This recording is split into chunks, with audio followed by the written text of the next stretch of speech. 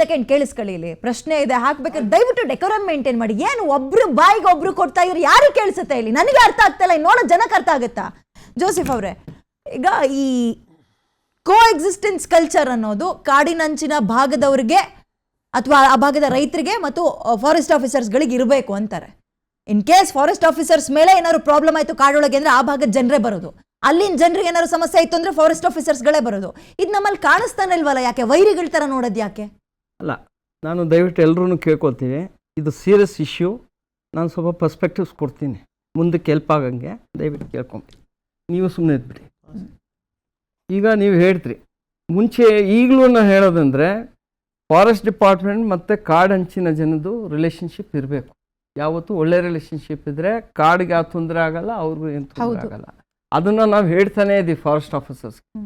ದಯವಿಟ್ಟು ನೀವು ಅಲ್ಲಿನ ಹಳಿ ಅಂಚಿನ ಜನ ಜೊತೆ ಒಳ್ಳೆ ಕಮ್ಯುನಿಕೇಷನ್ ಇಟ್ಕೊಳ್ಳಿ.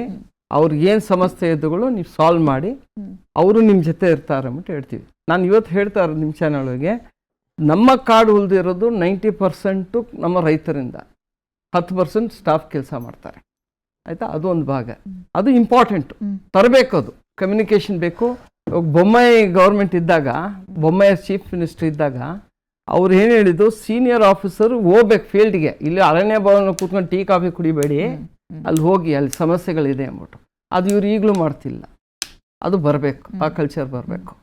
ಈಗ ಈ ಸಿಚುವೇಶನ್ ಬಂದಾಗ ನಾನು ಹೇಳ್ತೀನಿ ಏನು ಆಗ್ತಿದೆ ಕಾಡೊಳಗೆ ಅಂದ್ಬಿಟ್ಟು. ಈಗ ಎಲ್ಲರೂ ಹೇಳ್ತಾರೆ ನಾವು ಗನ್ ತೊಗೊಂಡೋದ್ವಿ ಕಾಡೊಳಗೆ. ಫಸ್ಟು ನೀವು ಏನು ತೊಗೊಳೋಂಗಿಲ್ಲ, ಕಾಡೊಳಗೆ ಹೋಗಂಗಿಲ್ಲ, ನಿಮ್ಗೆ ಯಾಕೂ ಇಲ್ಲ. ಫಸ್ಟು ಈ ಗನ್ ಯಾರು ತೊಗೊಂಡೋಗ್ಬೇಕು, ತೊಗೊಂಡೋಗಂಗಿಲ್ಲ. ಬಂದೆ. ಈಗ ಏನಾಗ್ತಿದೆ ಅಂದರೆ, ಇದು ಒಂದು ಸಿಚುವೇಶನ್ ಹಿಂಗಿದೆ. ಇದು ಬೇರೆ ಚಾಮರಾಜನಗರ ಅಲ್ಲ, ಇದು ನಮ್ಮ ಬಂದೀಪುರ ಒಳಗೆ ಆಗ್ತಿದೆ. BRT ಅಂದರೆ ಚಾಮರಾಜನಗರ, BRT ಇರಲಿ, MMS ಎಲ್ಲ ಕಡೆನೂ ಇದಾಗ್ತಿದೆ. ಈಗ ಏನಾಗ್ತಿದೆ ಅಂದರೆ, ವೀರ್ನಸ್ನಲ್ಲಿ, ಮೇಟಿಕುಪ್ಪೆ, ಕೊಡಗು ಕಡೆಗೆಲ್ಲ ಜನ ಕಾಡೋಗಿ ಬರ್ತಿದ್ದಾರೆ. ನೈಟು ಬೇಟೆ ಆಡ್ತಾರೆ, ಜಿಂಕೆ ನೋಡ್ತಾರೆ, ಕೆಲವು ಟೈಮ್ ಟೈಗರ್ ಓಡ್ಕೊಂಡು ಹೋಗಿದ್ದಾರೆ. ಈಗ ಅವರು ಬರ್ತಾರೆ ಕಾಡೊಳಗೆ. ಕಾಡೊಳಗೆ ಸಿಕ್ಕಾಗ ಅವರು ಬಂದೂಕ ಇರುತ್ತೆ, ಬಟ್ ಅವ್ರ ಜೊತೆಗೆ ಏನಿರಲ್ಲ, ಮಾಂಸ ಇರಲ್ಲ. ಸೊ ಫಾರೆಸ್ಟ್ ಸ್ಟಾಫ್ ಹಿಡಿದ ತಕ್ಷಣ ಇಲ್ಲ ನಾವು ಹಸು ಹುಡ್ಕೊಂಡು ಬಂದಿದ್ದೀವಿ ಅಂತಾರೆ. ಹಸು ಹುಡ್ಕೊಂಡು ಹೋಗೋದು ಯಾರು ರಾತ್ರಿ ಹೊತ್ತು ಹೋಗಲ್ಲ.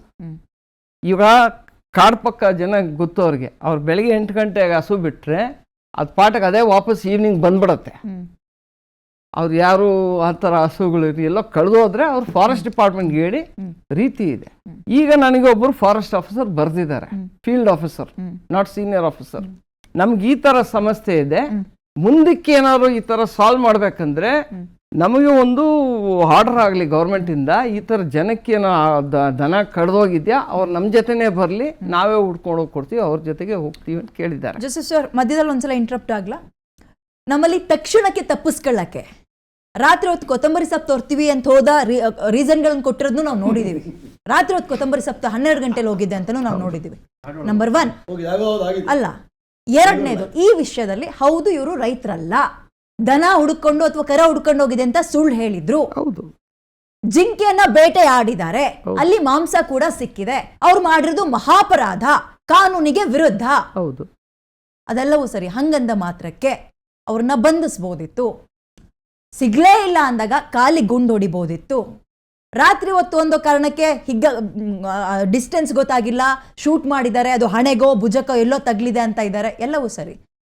ಒಬ್ಬನ ಜೀವ ಹೋಗಿದ್ರೆ ಓಕೆ, 4ರಲ್ಲಿ 3 ಜೀವ ಹೋಗಿದೆ, ಈ ಕಡೆ ಅವ್ರಿಗೆ ಏನೂ ಆಗಿಲ್ಲ ಅಂದಾಗ ಒಂದು ಅನುಮಾನ. ಒಂದನೇದು. ಎರಡನೇದು, ಕಾಲಿ ಗುಂಡು ಹೊಡಿಬೋದಿತ್ತು ಅಂದಾಗ ನೀವಿಬ್ರು ನನಗೆ ನಿಮ್ಮ ಎಕ್ಸ್ಪ್ರೆಷನ್ಸ್ನ ನೋಡ್ತಾ ಇದ್ದೆ, ಬಹಳ ಲೈಟಾಗಿ ತಗೊಳ್ತಾ ಇದ್ರಿ. ಅಂದರೆ ನಮಗೆ ಅರ್ಥ ಮಾಡಿಸಿ, ಕಾಡಿನೊಳಗೆ ಶೂಟ್ ಔಟ್ ಅನ್ನೋದು ಅಷ್ಟೊಂದು ಕಷ್ಟವಾಗಿರುತ್ತಾ, ಅಥವಾ ಅವರಿಗೆ ತರಬೇತಿ ಸರಿಯಾಗಿ ಸಿಕ್ಕಿರಲ್ವಾ, ಅಥವಾ ನಮ್ಮಲ್ಲಿ ಇನ್ನೂ ಅಂತ ಮುಂದುವರೆದಿರೋ ಎಕ್ವಿಪ್ಮೆಂಟ್ಗಳಿಲ್ವಾ, ಈ ಒಂದು ಅವರಿಗೆ ತಯಾರು ಮಾಡುವಂಥದ್ದು ಸರಿಯಾಗಿಲ್ವಾ, ಏನು ಪ್ರಾಬ್ಲಮ್ ಆಗುತ್ತೆ? ಅಲ್ಲ, ನೀವೀಗ ಹೇಳಿದ್ರೆ ಇವರು ಶೂಟ್ ಔಟ್ ಒಳಗೆ ಇವ್ರ ಕಡೆಗೆ ಏನೂ ಆಗಿಲ್ಲ, ಫಾರೆಸ್ಟ್ ಸ್ಟಾಫ್ಗೆ ಆಗಿಲ್ಲ ಅಂದ್ಬಿಟ್ಟು. ಇನ್ನು ನಮಗೆ ಏನು ಮಾಹಿತಿ ಕರೆಕ್ಟಾಗಿ ಬಂದಿಲ್ಲ. ಅವ್ರು ಶೂಟ್ ಔಟ್ ಆಗಿದ್ದು ಇವ್ರಿಗೆ ಏನಾಗಿದೆ ನಮಗೆ ಕರೆಕ್ಟ್ ಮಾಹಿತಿ ಗೊತ್ತಿಲ್ಲ. ಓಕೆ, ಈಗ ನಮಗೆ ಮಾಹಿತಿ ಬಂದಿದ್ರೊಳಗೆ ಆ ACF ಮರಿಸ್ವಾಮಿ ಅವ್ರಿಗೆ ಮಾತಾಡಿದ್ವಿ ನಾನು. ಅವ್ರು ಹೇಳಿದ್ದು ನಮ್ಮ ಟಿಪ್ ಆಫ್ ಬಂದಿನ ನಾವು ಅವ್ರಿಗೆ ಕಾರ್ನರ್ ಮಾಡ್ತೀವಿ, ಅವ್ರನ್ನ ನಾವು ಅಲ್ಲಿ ನಿಲ್ಸಕ್ಕೆ ಹೋದಾಗ ಅವ್ರು ಫೈರ್ ಮಾಡ್ತಾರೆ. ಆ ಫೈರಿಂಗ್ಗಳಿಗೆ ನಾವು ಎನ್ಕೌಂಟರ್ ಮಾಡಿ ನಾವು ಸೆಲ್ಫ್ ಡಿಫೆನ್ಸ್ ಶೂಟ್ ಮಾಡಿದ್ವಿ ಅಂತ ಬಂದಿದೆ ಅವ್ರ ಕಡೆಯಿಂದ. ಇದು ನಮಗೆ ಬಂದಿರೋ ಮಾಹಿತಿ ನಾನು ಕೊಡ್ತಿರೋದು. ನೀವು ಹೇಳ್ತೀರಾ ಕಾಡೊಳಗೆ ಹೋದಾಗ ಹೆಂಗಿರತ್ತೆ, ಹೇಗೆ ಸಿಚುವೇಶನ್ ಇರುತ್ತೆ ಅಂದ್ಬಿಟ್ಟು. ನೀವೊಂದು ಬುಷು, ಆ ಬುಷ್ ಹೋಗಿದ್ರೆ ನೀವು ಅಲ್ಲಿ ಹಿಂದ್ಗಡೆ ಇದ್ರೆ ಏನು ಕಾಣಲ್ಲ. ಆ ಟೈಗರ್ ಇರಲಿ, ಲೆಪರ್ಡ್ ಇರಲಿ, ನೈಟ್ ವಿಷನ್ ಎಕ್ವಿಪ್ಮೆಂಟ್ ಅನ್ನೋದು ಅಲ್ಲ ಇಲ್ಲ ಬರ್ತೀನಿ. ಈಗ ನಮ್ದೊಳಗೆ ಎಕ್ವಿಪ್ಮೆಂಟ್ ಅಂತಾರಲ್ಲ, ನಮ್ಮ ಟೆಕ್ನಾಲಜಿನೇ ಇಲ್ಲ. ಅದನ್ನು ಒಪ್ಕೊಳ್ಳಿ, ಅದು ಅದನ್ನು ಬರ್ಬೇಕು. ಸರ್ಕಾರಕ್ಕೆ ಕೇಳಬೇಕು. ಅದು ಬಂದಿಲ್ಲ, ಅದು ಬಂದಿಲ್ಲ. ಪ್ಲೀಸ್ ಗೈಡ್ ಲಾಸ್ಟ್ ಒಂದ್ ಸೆಕೆಂಡ್ ಸರ್, ಒಂದ್ ಸೆಕೆಂಡ್. ನೀವು ಬಿಟ್ರೆ ಪಾರ್ಟಿ ಅವ್ರು ಬರೀ ಜಗಳ ಆಡ್ತೀರಿ. ಮಾತಾಡಿ ಕಿರಣ್ ಅವ್ರು, ಲಾಸ್ಟ್ ಕಾಮೆಂಟ್ ವೈಂಡ್ ಅಪ್ ಮಾಡಬೇಕು, ಟೈಮ್ ಕೊಡ್ತೀನಿ ಅವ್ರಿಗೆ. ಹೌದು ಮೇಡಮ್, ನಮ್ಮ ಅರಣ್ಯ ಇಲಾಖೆಯಲ್ಲಿ ಇವತ್ತು ಇಷ್ಟೆಲ್ಲ ಟೆಕ್ನಾಲಜಿ ಅಂತ ನಾವೆಲ್ಲ ಹೇಳ್ತಾ ಇದ್ದೀವಿ. ಒನ್ ಬೈ ಒನ್ ಇವನ್ ಅರಣ್ಯ ಇಲಾಖೆನಲ್ಲಿ ಎಕ್ವಿಪ್ಮೆಂಟ್ಸ್ಗಳ ಬಗ್ಗೆ ಭಾಳಷ್ಟು ಕಾಳಜಿ ವಹಿಸ್ತಾ ಇದ್ದಾರೆ. ಇವತ್ತು ನೀವು ಹೇಳಿದ್ರಿ ಲೇಸರ್ ಟೆಕ್ನಾಲಜೀಸ್ ಇದೆ, ಇದಿದೆ, ಅದಿದೆ. ಇವಾಗ ಅದೇ ಸಂದರ್ಭದಲ್ಲಿ ಒಬ್ಬ ಅರಣ್ಯ ಇಲಾಖೆ ಯಾರನ್ನೊಬ್ಬ ಸಿಬ್ಬಂದಿಗೆ ಏಟಾಗಿದ್ದಿದ್ರೆ ಇವಾಗ ನಾವು ಅವ್ರ ಮೇಲೆ ಇದೇ ಜನ ಸಪೋರ್ಟ್ ಮಾಡ್ತಾ ಇದ್ರು. ಇವತ್ತು ಅವ್ರ ಜನಕ್ಕಾಗಿದ್ದಕ್ಕೆ ಅವ್ರು ಸಪೋರ್ಟ್ ಮಾಡ್ತಾ ಇದ್ದಾರೆ. ಫಸ್ಟ್ ಆಫ್ ಆಲ್ ಒಂದು ರಿಸರ್ವ್ ಫಾರೆಸ್ಟ್ ಇವತ್ತು ನಾವು ನಿಜವಾಗ್ಲೂ ಹೇಳ್ತಾ ಇದ್ದೀನಿ, ಈ ವೈಲ್ಡ್ ಲೈಫ್ ಸ್ಯಾಂಚುರಿ ಒಳಗಡೆ ನೋಡಿ, ಇವನ್ ಯಾರಿಗೂ ಪರ್ಮಿಷನ್ ಇಲ್ಲ ಒಳಗಡೆ ಹೋಗೋದಕ್ಕೆ, ಇನ್ಕ್ಲೂಡಿಂಗ್ ಯಾರೇ ಒಬ್ಬ ಸಾಮಾನ್ಯ ವ್ಯಕ್ತಿ. ಇವಾಗ ಗನ್ ಏನಕ್ಕೆ ಕೊಡ್ತಾರೆ? ಒಬ್ಬ ಇವಾಗ ನಾನು ಬನ್ನೇರಘಟ್ಟ ಕಾಡಿನಲ್ಲಿ ನಮ್ಮನೆ ಹತ್ರನೂ ಇದೀವಿ, ನಮ್ಮನೆಯಿಂದನೂ ವನ್ಯಜೀವಿ ಪ್ರಾಣಿಗಳು ಬರ್ತವೆ. ಒಂದು ಗನ್ ಕೊಡ್ತಾರೆ. ಒಂದು ಗನ್ ಅನ್ನ ಏನಕ್ಕೆ ಕೊಡ್ತಾರೆ ಅಂದ್ರೆ, ನಿನ್ನ ಬೌಂಡ್ರಿ ಒಳಗಡೆ ಅಕಸ್ಮಾತ್ ಯಾವ್ದನ್ನ ಒಂದು ವನ್ಯಜೀವಿ ಪ್ರಾಣಿ ನಿನ್ನ ಮೇಲೆ ಅಟ್ಯಾಕ್ ಮಾಡಕ್ ಬಂದಾಗ ಮಾತ್ರ ನೀವು ಯೂಸ್ ಮಾಡಕ್ ಕೊಡ್ತಾರೆ. ಈ ತರ ಒಂದು ಗನ್ ಇಟ್ಕೊಂಡು ಇವಾಗ ಅವ್ರು ಪೀಟರ್ ಮಾತಾಡಿರೋ ಪ್ರಕಾರನೇ, ಅಂದ್ರೆ ಪೀಟರ್ ಅವ್ರ ಸಂಬಂಧಿ ಮಾತಾಡಿರೋ ಪ್ರಕಾರನೇ ಅವರು ಅವ್ರು ಯಾರೋ ಸೋಷಿಯಲ್ ವೆಲ್ಫೇರ್ ಅದು ಇದು ಅದು ಅವ್ರು ಹೇಳಿದ್ರು. ಏನು ಪ್ರಾಣಿಗಳಿಗೂ ಸೋಷಿಯಲ್ ವೆಲ್ಫೇರ್ ಮಾಡೋದಕ್ಕೆ ಉದ್ಧಾರ ಮಾಡ್ತೀನಿ ಅಂತ ಕೋಟಿ ಕೋಟಿ ಆರೋಪದವ್ರು ಮಿನಿಸ್ಟರ್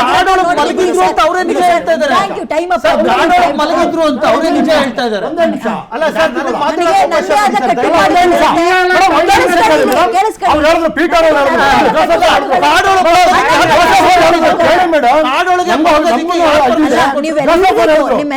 ಜೋಸಫ್ ಹೇಳಿದ್ರು, ಬಹಳ ಸ್ಪಷ್ಟವಾಗಿ ಹೇಳಿದ್ರು, ನೀವು ಹಸು ಕಳ್ಕೊಂಡಿದ್ರೆ ಬನ್ನಿ ನಾವು ಸಹಕಾರ ಕೊಡ್ತೀವಿ ಅಂತ ಹೇಳಿದ್ರು. ನಾನು ಅವ್ರ ಭಾವನೆ ಹೇಳಲು, ಆಗ ನೀವು ತಗೊಂಬಂದು ನೀವು ಇಟ್ಬಿಟ್ಟು ಅದನ್ನ ಫೋರೆನ್ಸಿಕ್ ಕಳಿಸಿ.